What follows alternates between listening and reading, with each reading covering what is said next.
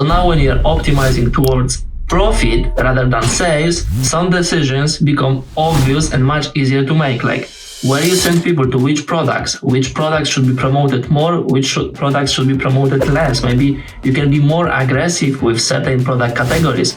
Unless you know the data behind these products, you cannot really tell which product should be promoted, and that may lead you to costly mistakes. If you were to only look at price, which is what Google Ads as a default is showing you within the ad account, the picture would be very misleading. So here is a list of products which I made up.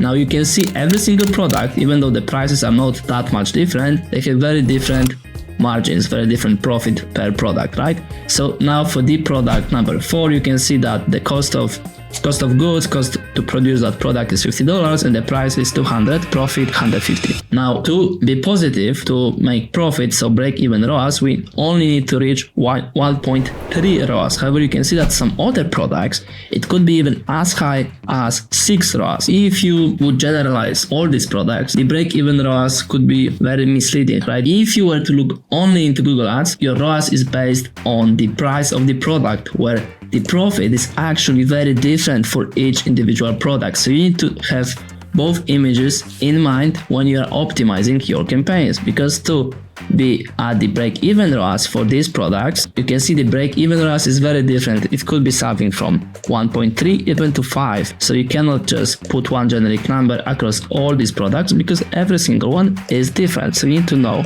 your numbers. So for example, you can see both of these, they look pretty much similar. However, if you take the profit, actually that one is generating 2 times more. So probably the target CPA, target ROAS could be different for that product as well. And even if we go further, you can see product number 17, the profit is $650, where for the product number 7, it's actually that one is pretty similar. However, you can see for product number 10, the profit is way different. That would be probably a discounted product. However, the break-even ROAS is also much higher. So you need to be careful where you send, to which products you send people to. So now what we are mostly interested in are the margins, right? You can see the margin, profit margin is very different for every single product. You need to be aware of how much you can spend, how much you can invest into every single product and still remain profitable. Without that knowledge, you cannot properly scale your account, or it may cost you quite expensive mistakes.